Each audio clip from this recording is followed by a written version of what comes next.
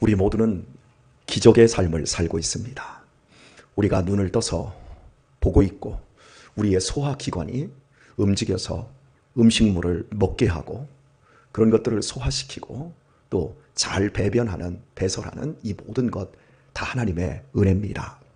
내 발로 또 내 손과 내 모든 감각을 이용해서 운전해서 이 자리에 올 수 있는 것, 이것도 사실은 하나님의 기적이고 선물입니다.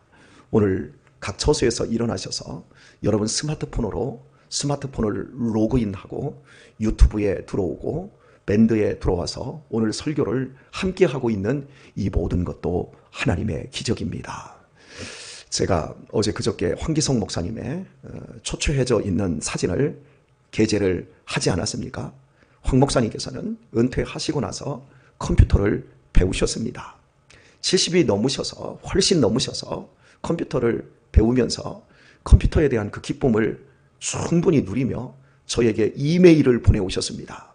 그때 황 목사님이 이메일을 하면서 세상은 요지경 속이라고, 이런 세상이 있는 줄 몰랐다고, 그리고 나 같은 늙어서 이제 얼마 남지 않은 인생이 이렇게 컴퓨터를 배우고 아들이 컴퓨터를 사줘서 컴퓨터 앞에 앉아서 이렇게 재미가 지다고 말씀을 하셨습니다. 그랬던 황 목사님이 연세가 점점 드시면서 더 이상 컴퓨터는 이제 황기성 목사님 옆에 먼지가 푹푹 쌓여 있는 채 그대로 있습니다. 그리고 스마트폰을 손으로 이제 가지시면서 야, 이 유튜브에 별게 다 들어있어. 그러셨던 목사님이 연세가 많이 드시니까 이제 유튜브도 볼 수가 없습니다. 그냥 누우셔서 일어났다 앉았다 이것밖에 할 수가 없어요. 그러니까 지금 우리들이 스마트폰 손에서 넣고 전화할 수 있고 거기에 내가 보고 싶은 것을, 글을 볼 수 있는 것, 영상을 볼 수 있는 것도 기적입니다. 하루하루를 살아갈 때 오늘이 당연한 날로 여기지 마시고 오늘을 하나님이 내 인생에 복 주시는 날로 회상하시고 기억하시고 오늘을 농밀한 은총 속에서 사시기를 예수님의 이름으로 축원드립니다. 읽은 본문 16절부터 저희가 읽었습니다. 인생이 반타작도 되지 않아요. 내가 소원하기는 20석 곡식 더미에서 얻어지는 것이 20석이어야 되는데 10석뿐이에요. 포도즙 틀에서 50그릇을 길러내야 되는데 20그릇뿐이었다. 어떻게 해도 부유해지지를 않았다. 그런데 그 이유에 대해서 하나님께서 말씀합니다. 나 만군의 여호와가 말하노라. 내가 너희 손으로 지은 모든 일에, 너희가 하고 있는 그 모든 일에 폭풍과 곰팡과 우박으로 쳤다고 말을 합니다. 하나님은 우리들에게 모든 것을 주실 수 있습니다. 우리의 존재를 있게 하신 하나님은 궁극적으로 우리를 사랑하십니다. 그래서 모든 것을 우리에게 더하여 주실 수 있습니다. 그럼에도 불구하고 하나님이 당신의 사랑하는 백성들을 쳤다 그럽니다. 그래서 폭풍이 오고 곰팡이 슬고 우박으로 때려버리셨어요. 이유가 뭔지 우리 다 살펴보았어요. 우선순위가 잘못되었기 때문에 그래요. 아버지와 5살짜리 아들과 함께 목욕탕에 갔습니다. 아버지는 아들이 얼마나 예쁘고 귀엽습니까? 이 아들놈이 크면 내 등을 밀어줄 거야. 아들이 있는 사람들은 아들이 등 밀어주는 재미가 있어요. 우리 딸만 키우신 아버지들은 슬픔의 아버지들이에요. 등이 허한 아버지예요. 우리 전정호 집사님, 우리 엄태경 장로님 참 등 한 번도 못 밀어봤잖아요. 자녀들이. 예, 너무 슬퍼하지 마시고 나중에 사이들하고 가면 되는데 사이들이 안 가니까 좀 문제지요. 여하튼 아버지가 들뜬 마음에 아이를 막 등을 밀어주고 씻겨주고 이 다음에 네가 내 등 밀어줘야 된다라고 하고 이야기를 하고 있는데, 그리고 이제 아들 타면 너 탕에 가서 놀아 그랬더니, 그리고 자기가 이제 혼자 홀로 때를 밀고 있는데 아들이 탕에서 물을 탁 이렇게 떠가지고 자기 발을 막 씻는 거예요. 자기 발을 씻더니 아버지 세수해 그러는 거예요. 자기 발 씻은 물 가지고 세수해. 아버지 눈이 동그라해졌어요. 이 다음에 내 등을 밀어줄 줄 알았더니 발 닦은 물 가지고 나한테 세수하라고 하고 있어. 이 아버지가 괘씸한 생각에서 바로 화를 내서 야 이놈아 왜 발 닦은 물 가지고 아버지 세수하라고 하냐 이랬더니 아들이 하는 말, 아버지 그게 뭔 말이에요? 5살밖에 안 되는 아버지 뭔 말이에요. 저 아저씨들 똥꼬 담근 물에 아버지 거기서 세수하고 거기서 저 발 다 담궜네? 한번 생각해 보세요. 조그만 바가지에 물 떠서 발 닦은 물이나 발 다 집어넣고 막 어디 수십 명, 막 수백 명이 발 다 집어넣고 거기에 어떤 사람들은 머리도 안 감고 들어오고 샤워도 안고 들어오고요. 자기의 뒤 항문도 닦지 않고 들어와가지고 그냥 들어와 앉아있는 사람 그 더러운 물에 들어가서 막 어이 시원하다. 이러는 게 이게 사람 아닙니까? 생각을 해보면 사람이 못 미쳐요. 똑똑한 척 하지만 너나 나나 탕에 들어가 보면 그냥 있는 사람이나 없는 사람이 깨끗하다. 너의 발 닦은 물, 그 더러운 물 우리가 눈으로 지금 확인을 하지 못하니까 그렇지. 참 어리석은 인생들입니다. 사람이 이런 생각을 가지고 자기의 인생을 계획하는 거예요. 내가 이렇게 열심히 하면, 공부만 열심히 우리 아들들이 잘해주면, 이렇게 열심히 일해서 돈 벌면 우리도 한평생 행복하고 우리 자식들도 똘똘해지고 우리 정말 남부럽지 않은 인생을 살 수 있을 거예요. 다 자기 생각이에요. 그런데 실제로 인생을 살아와 보면 인생이 내 뜻대로 되지를 않는다고요. 그래서 종교라는 것이 이런 것이 원인이 되어서 생기는 거예요.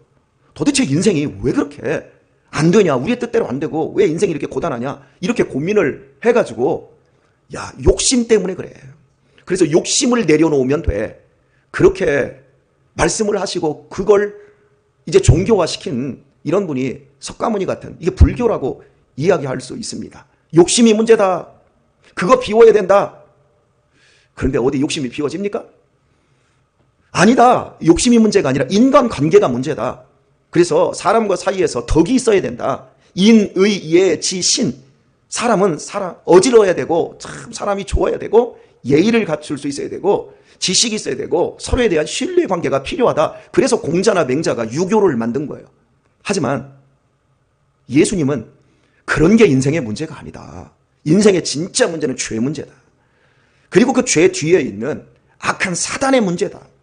인간을 병들게 하고 인간을 불행으로 처받고 인간을 지옥으로 끌고 가는 그 어둠의 세력이 문제다. 이걸 꺾지 않고 이걸 해결하지 않고는 인생에 행복이 없다. 그래서 예수님은 이 땅에 오셔서 죄로 말미암아 병든 인생들을 고쳐주시고 그리고 마귀에게 붙잡힌 인생들을 다 해방시켜주시는 놀라운 공생의 역사를 보여주십니다.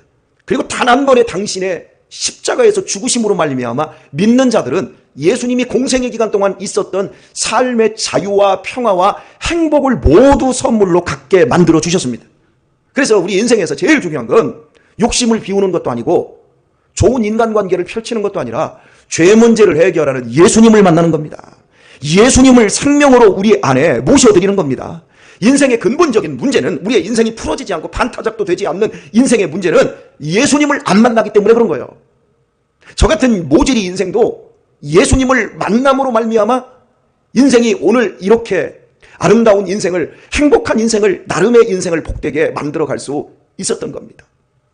우리 창원이 아버지 이야기를 제가 이번 추석 설에 아내와 함께 밥을 먹으면서 이야기를 했어요. 그 창원이 아버지 예전에 어땠어? 공부도 잘하고 똘똘하고 뭐 그랬어. 당신이 생각할 때는 어땠어?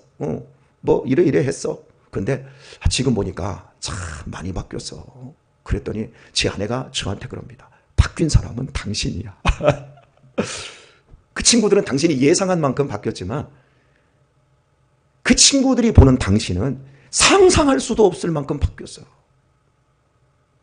제 친구 녀석이 한 친구가 여기 지금 고덕에서 식당을 하지 않습니까?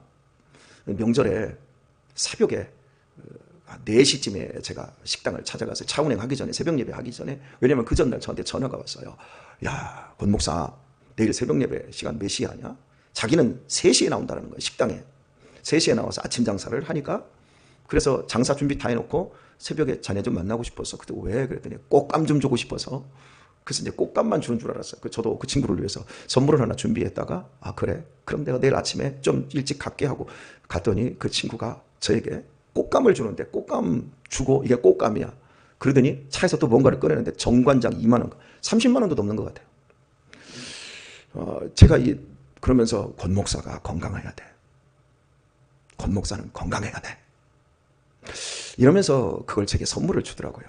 오면서 권 목사가 건강해야 돼라고 하는 그 말의 의미가 참 제 마음속에서 크게 와닿더라고요. 하나님께서 우리 교회를 향해서 이렇게 말씀해요. 송탄 장로교회가 건강한 교회가 되어야 해. 그리고 여러분 한 사람 한 사람을 놓고 하나님이 오늘 이 새벽에 이렇게 말씀합니다. 네가 건강해야 돼. 예수님을 잘 믿고 삶을 아름답게 바르게 참되게 살아가는 너희가 건강한 삶을 살아야 너희 가정에도 복이 임할 것이고 너희 주변의 사람들도 살려내게 될 것이고 오늘 우리의 삶이 그냥 보통 인생이 아니라고 하는 겁니다. 인생에 있어서 이렇게 고리를 껴야 됩니다. 이렇게 또 단추를 껴야 됩니다. 제가 새벽에 입고 온 저 긴 패딩은 단추가 밑에서부터 위에까지 한 7개가 달렸어요. 그 단추를 잘못 껴버리면 이게 옷 전체가 흉해져 버려요. 하나를 엇갈려서 끼면 마지막에 하나가 올라오고 남아버립니다. 이 세상에 학교도 있고 중요한 건물, 병원도 있고요. 경찰서도 있고 군대도 있고 다 중요한 거예요. 그러나 사람을 변화시키고 사람을 생명으로 충만케 하는 것은 교회밖에 없습니다. 사람을 영원히 살려낼 수 있는 것은 교회밖에 없습니다. 세상의 것 무시하자라는 얘기가 아니에요. 많은 사람들이 세상에 뭔가가 있는 줄 알아요. 돈이 있고 세상에 즐거움이 있고 행복해 보이는 것들이 있기 때문에 교회는 무시해도 된다고 생각을 합니다. 그러나 사람이 영혼이 잘 되지 않고 영혼이 바로 되지 않고는 마음이 바로 될 수가 없고 마음이 바로 되지 않고는 몸 생활이 바르게 될 수가 없습니다. 노름꾼의 영혼은 노름의 영에 붙잡혀 있고 마음은 노름으로 다 가고 있고 결국 몸이 그 노름으로 가게 되어 있습니다. 술에 잡혀 있는 인생은 술을 향해서 몸이 가게 되어 있습니다.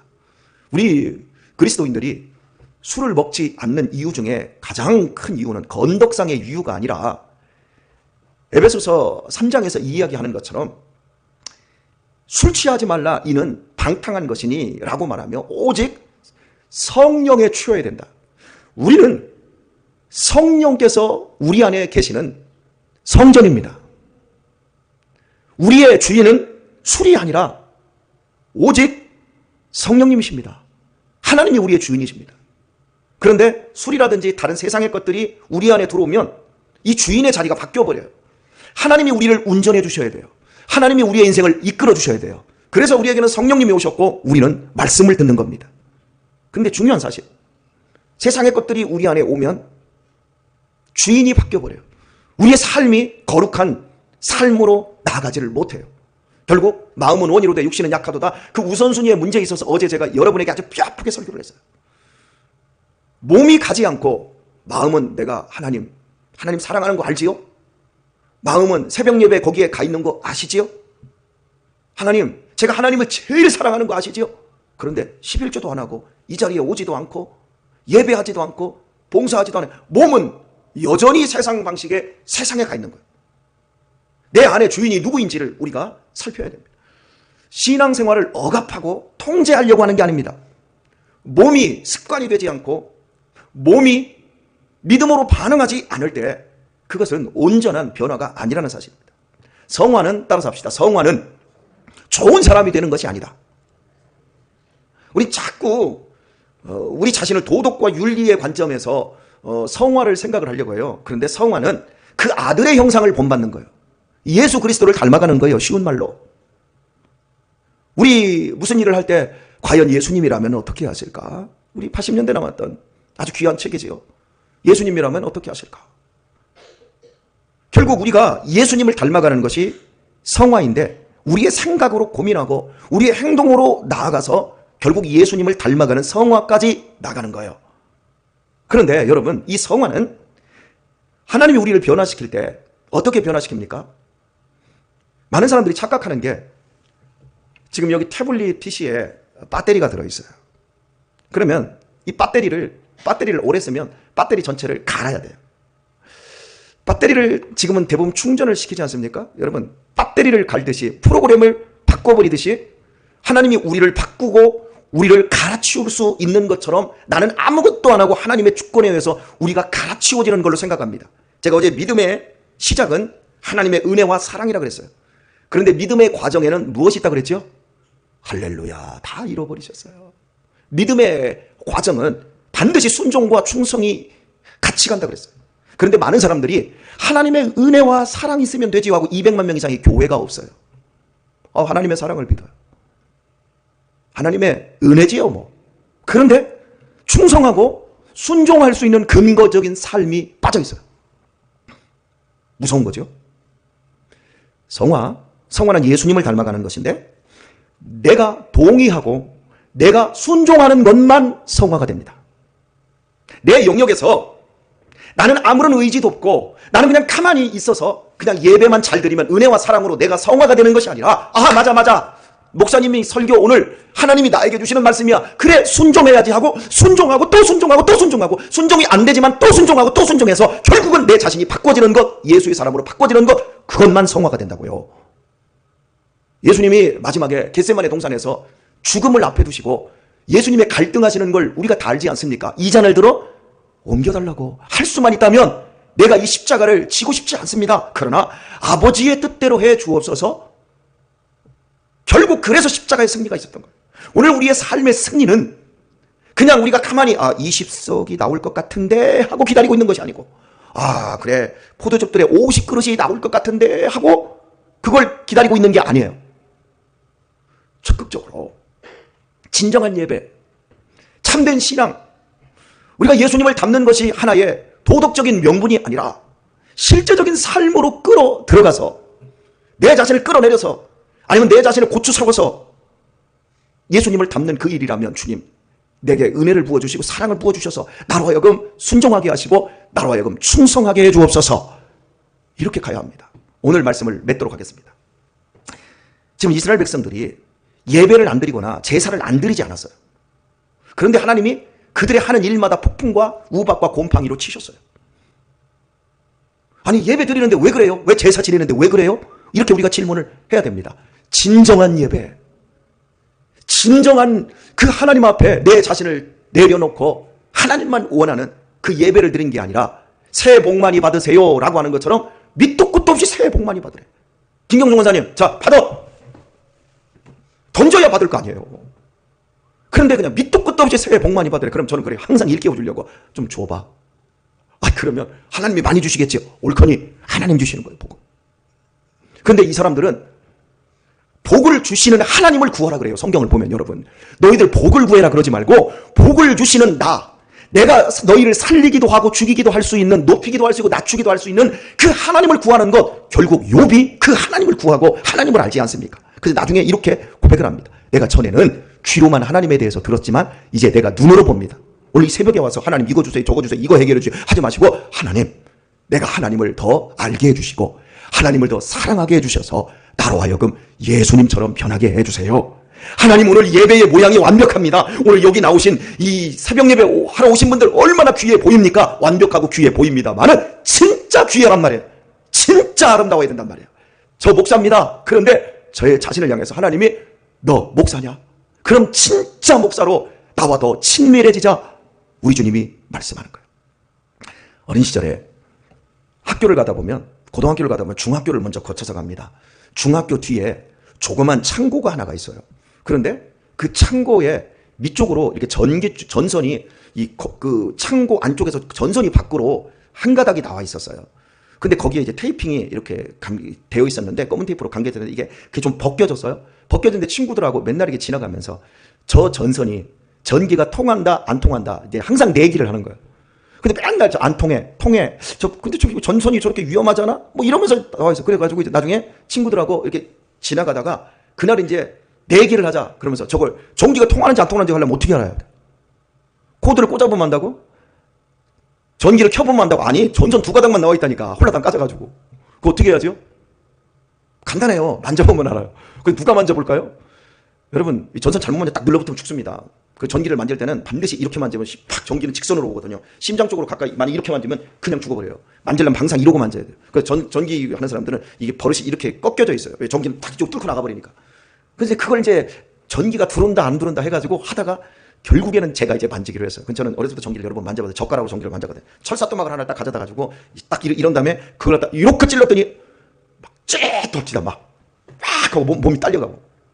근데 이 철사또막이니까 이게 딸려가지고 이렇게 쳐서 옆에서 이제 쳐서 빼졌는데, 전기를 한번 맡으면 어떻게 되는 줄 아십니까? 전기가 내 몸에 한번 관통하고 나면요, 힘이 쫙 빠져버려요.